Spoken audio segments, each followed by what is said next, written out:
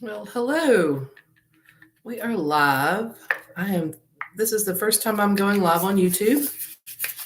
So if you're seeing this later, because I just went live, nobody's here yet. If you're seeing this later, welcome to Permission to Thrive. In case you didn't know it, you have that. It's something that you give to yourself, permission to thrive. You'll forgive me, it's wintertime. I'm lotioning my hands. This is class number 3. I've been doing weekly live classes. I switched it to come over here to YouTube.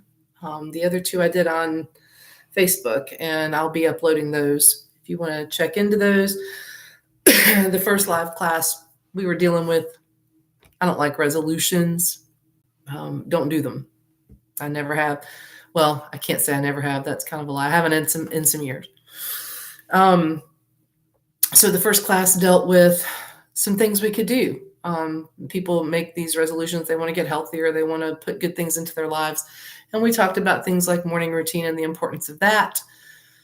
And then last week we talked about relationships and your common beliefs around why you keep seeming to have the same relationship over and over. And all of these are linked to what I talk about. If you've seen any of my shorts, I'll just go ahead and tell you my mission statement is to show and help others to shed their limiting beliefs and build lives that they're excited about living. That's why I do what I do.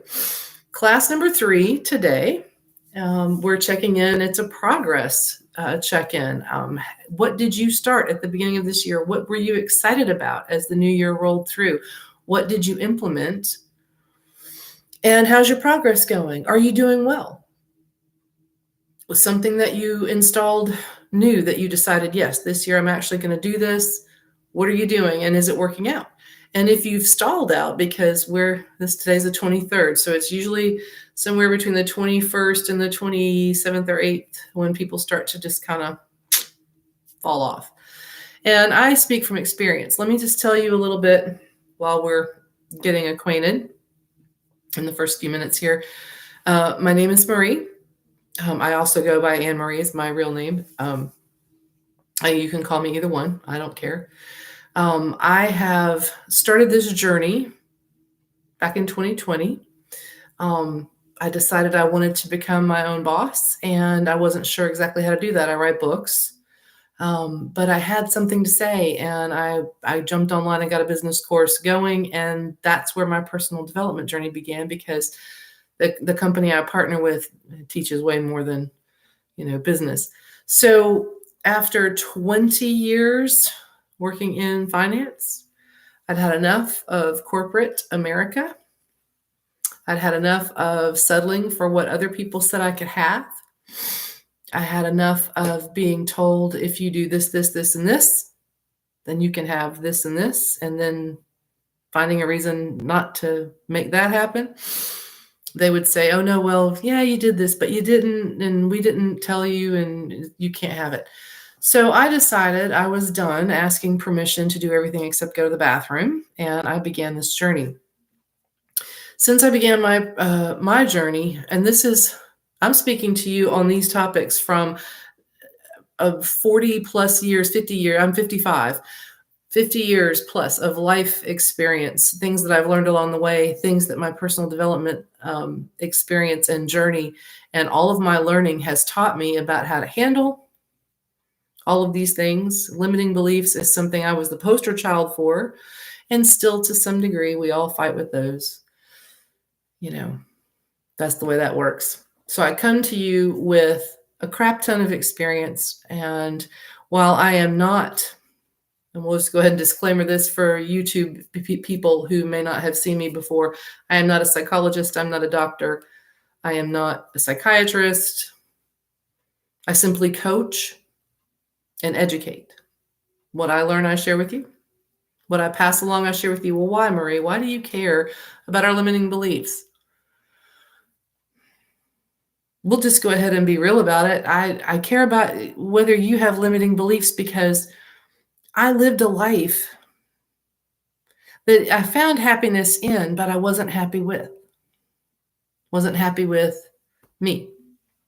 Now, I tend to deal a lot with what I call the empty nesters, the people in my age group, those of us who did all the things. I came of age in the 80s. We were told, go to some kind of college and you get some kind of degree and then you get a job and then you're golden because people pay you and you can retire and you raise the kids and you do all the things. What I wanted to do didn't come from college. No college degree was going to help me with that. I don't mind telling you, I wanted to be a singer. And I was, and still kind of am. Music was everything to me, and writing. Okay, so I had dreams outside of the accepted fields of things to do, and I was constantly, being bombarded with, no, you just have to do the things, Marie, just toe the line and fit in the box. And I never fit in the box. And maybe you understand what that feels like. Maybe you never fit into the box. Maybe you didn't want to go. I had 2 children that are grown. One went to college because she wanted to be a teacher. That suited what she wanted to do. The other did not want to go to college because it wasn't going to suit what he wanted to do. And he did another route with another kind of school, and he's living a good life. I didn't box my children in because the way they tell you it's supposed to be, if you haven't looked around you at the economy today and what's been going on, it's not going to happen. My generation might have been the last generation that could have retired. Well, that we were promised that we could have retired when we started our careers. And then, that didn't work out, did it? So this is not about jobs and work and the fact that I'm an entrepreneur now. This is about limiting beliefs. And the reason I told you that is to tell you this. The reason we stand still in our lives, the reason that we are frustrated and we don't know why, the reason that we don't step out is because we've got these limiting beliefs. Well, okay, so what limiting beliefs? Well, these limiting beliefs have to do with what other people have told us we are, who we are, what we are, what's wrong with us, how we should speak, how we should think, how we should dress. And so when I started this series, it was about, my goal for this year is complete and total intentional living. Now, people say, oh, that's a lot of work. I've already got a job and kids. Or if you're in my age bracket, well, I can't really retire yet and I'm working full time and I try to fit in the grandkids and the cooking and the husband or the, social life or whatever you do. Okay, so you're already intentionally living. You get up on time, you get to work on time, you do the things, you cook the dinner, you do the dishes, you do the laundry. All of this is intentional because it's working toward, you got to have clean clothes, you got to have something to eat, you got to have a paycheck. So you dress how they tell you to, you do the hair how they tell you to, you put on makeup if you're a woman, and you do all the things that you've been told you're supposed to do in order to get the thing that they said you could have. So you're already living intentionally. And so what I had set for this year was living intentionally for me. And I don't mean like to the exclusion of everybody. I mean doing things that align with who I am and my core beliefs, serving others, helping other people. I have done a deep dive into, I love cooking. I've done a deep dive into herbal healing. I am cooking from scratch more now that I work from home. We are eliminating chemicals and crap from our food, and my husband and I feel so much better.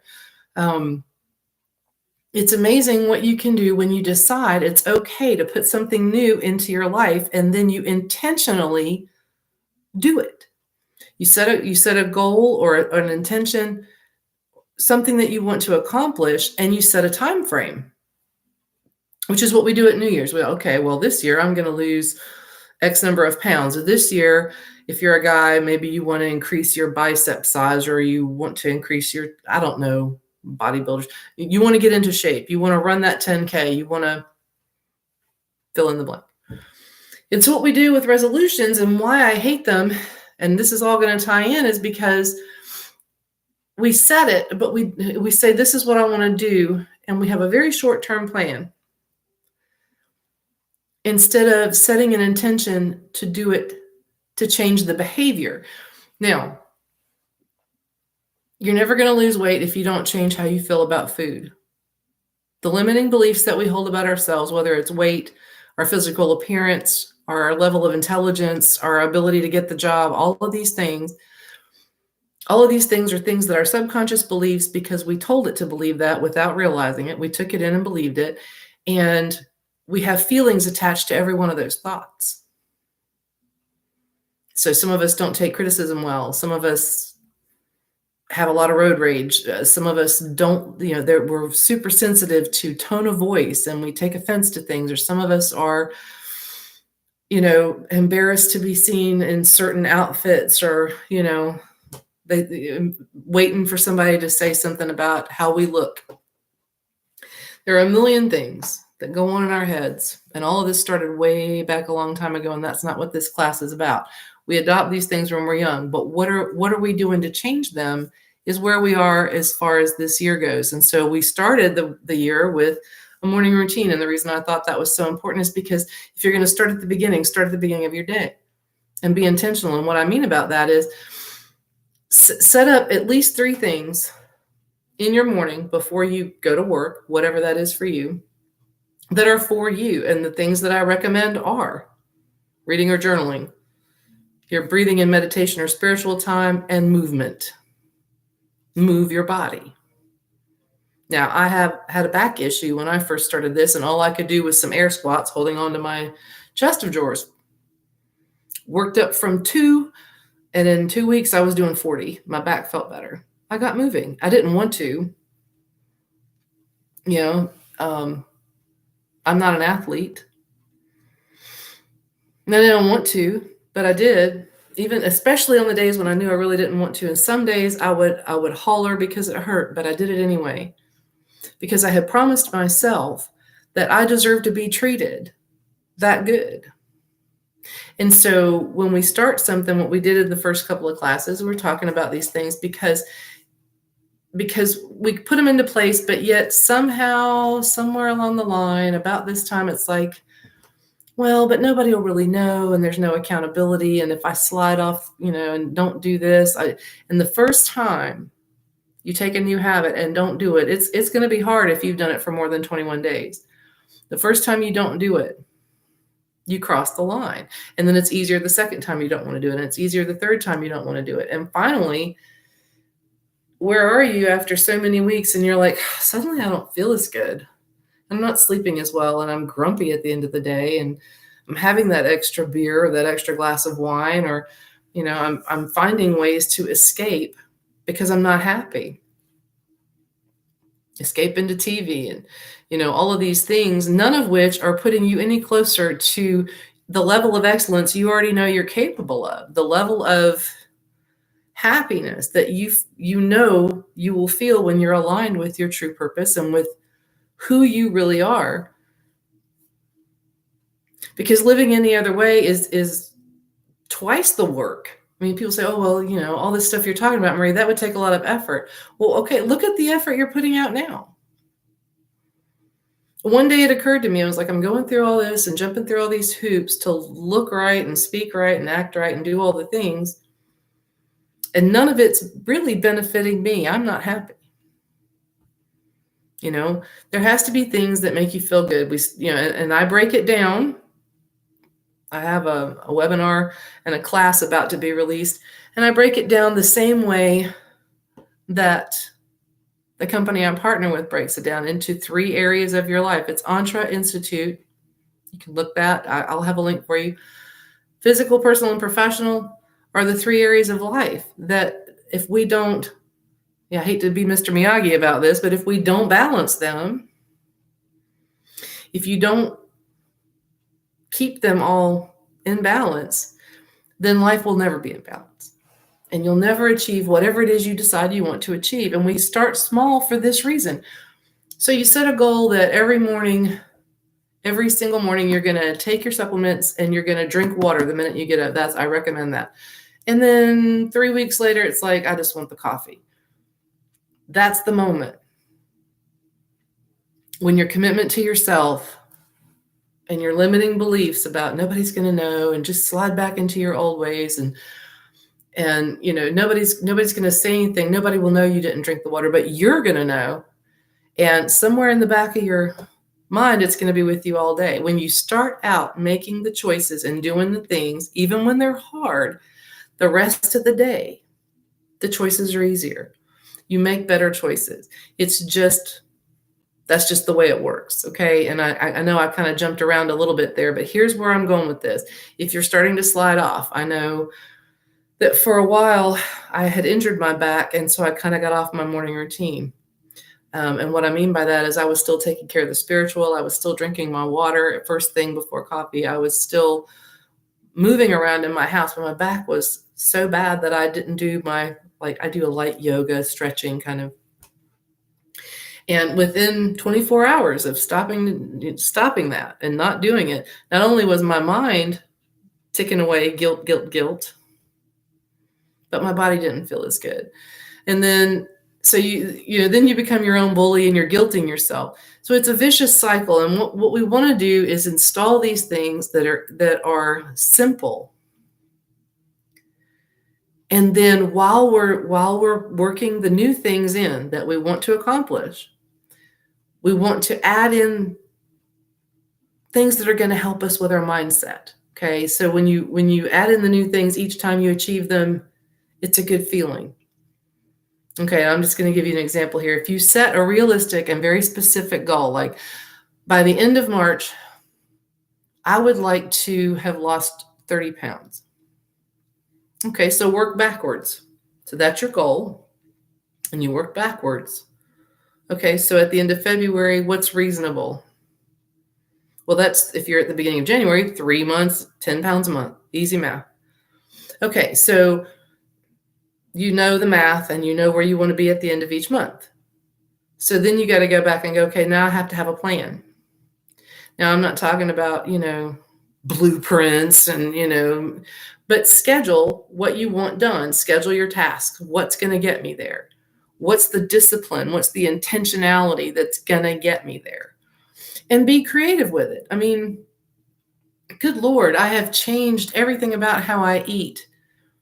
And I lost weight I haven't lost like 80 pounds. It hasn't been that long, but the more I kick out some of the bad things, I find that I make better choices where it had been 60, 70% of the time, I'm making them 80 and 90% of the time.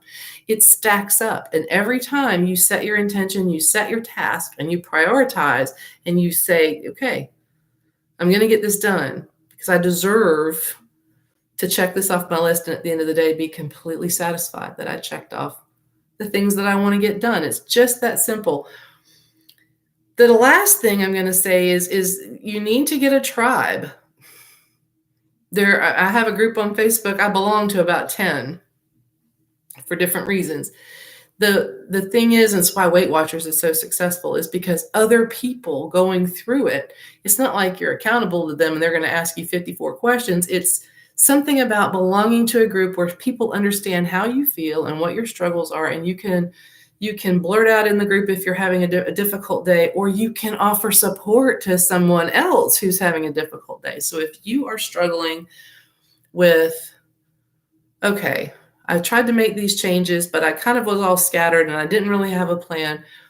All right, we're going to sit down at this point before those 3 tips I just gave you, and we're going to figure out what it is you want to accomplish. What are you already progressing at? Are you doing anything now that you feel you've made progress at that you're excited about continuing? And what have you kind of fallen off on? What do you want to accomplish either in your personal life, your professional life, or your physical? Okay. Because if you haven't come to a place where you're sick and tired of that voice in your head and those limiting beliefs really knocking you out at the knees, if you haven't come to that point yet, maybe you're not ready. I got sick of the damn voice in my head. I got sick of the guilt. I got sick of every time I got excited about doing something, it would last a very short time. And then at the last minute, it'd be like, no, I don't think I can. What would people think? What if I fail? What will they think if I fail? And it all comes down to your brain does, and I'm quoting Marissa Peer. If you haven't seen her, look her up. Marissa Peer. Your brain is wired to do what it thinks you want it to do. And so if your limiting beliefs say, stay safe, don't get laughed at, don't get poked fun of, don't be embarrassed. Most people are more afraid of being embarrassed than they are afraid of a bear showing up on their front porch. So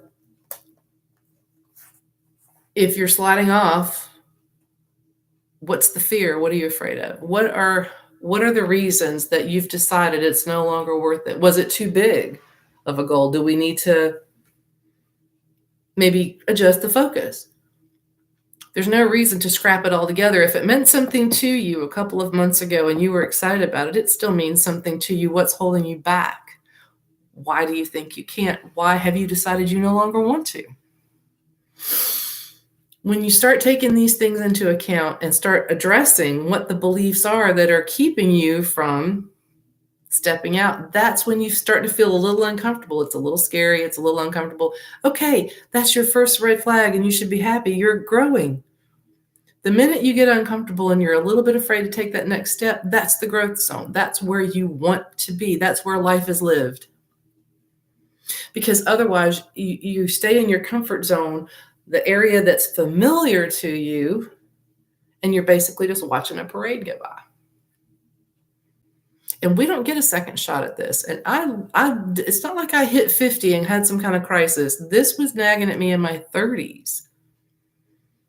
That I wanted to accomplish certain things in my life because it's something I want to leave. I want to help other people. I want to leave that and hopefully leave other people capable of doing that when I'm long gone. Doesn't matter if my name is remembered. It matters if people take the information and expand on it and put it to use in their lives. It matters if you have a life that you're excited about living. And the thing is, most people don't realize that you have absolute control over your brain. We've been conditioned to think that we don't. You absolutely do. In fact, I talk to my body. I did a video short on that. Go look it up. Because if you think it doesn't work, try it. I have talked to my body, and I still do. Only now I say nice things. Talk to your brain. When you notice a thought pattern taking hold, it's like, nope. So sorry. And you can say the affirmations. You've heard these a million times. You want to say positive things about yourself. And here's, if you are a very beginner and this is the first time you're seeing me, get a piece of paper, get a notebook. I have tons and tons of these. Okay. Journal. If you're just sitting down and going, I don't know why I'm off track. I don't know why I made that thing. I don't know what to do. I just know that I'm not happy. Start writing and don't look at the paper and don't make sentences and don't use capital letters and don't use punctuation. Just start writing whatever words come and write until you're done. And then don't look at it right away. Take a walk, go have a smoke, whatever you do, and come back. And start to read it, because you'll notice a change from where you started writing to down at the bottom where you finished writing. Some of it's going to be things that are going to be hard for you, things that you're internalizing, that you're saying to yourself, that when you see them in print, it's kind of shocking. The stuff we say to ourselves, the stuff we think to ourselves. And again, because I'm a fan of Marissa Peer, I'm going to tell you one more thing that she says, and she's got videos on this if you're not already a fan of hers. The brain registers and it recognizes two things: the pictures that you make in your head and the words that you say to yourself. And for me, if you're telling me a story, I have pictures in my head to go along with that story. You read a book, what happens? Your brain makes pictures. Now you couple that with, you got pictures in your head, say maybe a bad memory, maybe you got laughed at school like I did. Then there's a feeling wrapped around that, and voila, you have given birth to a limiting belief and didn't even know it. Now here's the fun part for me. If all these beliefs came to me and I didn't have to work to install them, there was no work. I just believed what they said and became my own bully up here all these years from, like, I don't know, age 9, probably before then. And so if your brain is this programmed and you're coming through your life, and you didn't have to work to program it. Imagine what you could do if you did it on purpose, if you programmed it on purpose. So that's where we are, and that's why I said I don't make resolutions. Let's make a game plan. Let's set some goals. Let's be intentional with our living. Let's be intentional with our days. And if you're not looking at, if you can't look ahead 3 months, I understand. I've been there. Make a plan for tomorrow. What do you want to accomplish tomorrow? Is it, well, I've got to go to work. In addition to that, I'm going to cook this, or I'm going to wash a load of clothes, or I'm going to straighten up the den, or I'm going to fill in the blank. Those are the things I want to accomplish tomorrow. Before you sit down and get comfortable in the evening time, if all of your, check and make sure all of your tasks are done. And if they are, reward yourself. Have a cookie. Have an extra cup of coffee. Have a glass of wine, whatever you do. It's amazing what that does for your mindset. Oh, I said I got everything done today. Whoop. Okay, here's my glass of wine, feet up in the recliner. Now I can watch my favorite program. Because you did what you said you were going to do. And that is, if you don't think that's a chemical, wonderful chemical reaction in your brain. And it's much more personal because it's not for somebody else. You're not getting graded on it. You're not getting paid for it. You're not going to worried about whether it's going to come through on your next employee review or, peer review. It's just for you. It's all yours. And that's how we create our happiness, one step at a time, when we stack them and stack them and stack them. It's not easy, but it's really simple. So we're at 26 minutes. I kind of rambled. This is my first time live on YouTube, so I was not actually expecting a bunch of people. I actually made this decision at the last minute. If you're seeing this later and you have any questions, this was kind of, I don't know, maybe a free talk from me. I mean, like a free association kind of talk, because it was supposed to be checking in. I can tell you that the stuff that I've put in place, my morning routines, things that I'm doing, I'm still doing pretty well on. I do have to keep myself in check, because there are days when it's like, I can do this later. The minute I think I can do this later, I force myself to get up or to come back to the office or whatever it is I need to do and get it done. Get it done. Because I know I'm going to feel better afterwards, and then I don't have to worry about it anymore. And setting those goals and stacking those wins every single day, whether it's, like I say, in your personal life, your physical goals, whatever they are, or at work, you're going to feel better. You're going to feel better. And if you need some help deciding, or figuring this out, ask me the questions. If you don't want to ask it here, find me on my link or in the link tree. You can find me on Facebook. I have a group. So I'm pretty much, the links are there. I'm here, Instagram, Facebook. I will have a free webinar coming up with much more specific information, and some classes you could decide to take part in. I also have links that will help you if you're interested in the school or the institute where I basically changed my life, and I couldn't be happier. That's what I want for you. I want you to have a life that you are excited about living, so that Monday is fun and we don't spend the rest of our lives living for Friday. Because even in an economy like this, we still have plenty of options. Okay, so that's going to be it for tonight. I thank you. If you watch this later and leave a comment, please do. I will tell you, if you're a troll and you want to just, be nasty and whatever, those comments are going to get deleted. So you might as well not waste your time. This is a positive channel. It's about helping other people. If you don't have anything positive to say, perhaps you should just move along. And if you do have something positive to say, or you want a question answered, or you want to share a win that you're having, please do. Please do. I'd be happy to meet you. Again, my name is Marie. I want to thank you for joining me today, or whenever day this is. And the next time we come back will be next Monday. Yeah, be next Monday. And we're going to go ahead and set out some limiting beliefs to kick in the butt for February. Won't that be fun? I hope the rest of your week goes well. Later.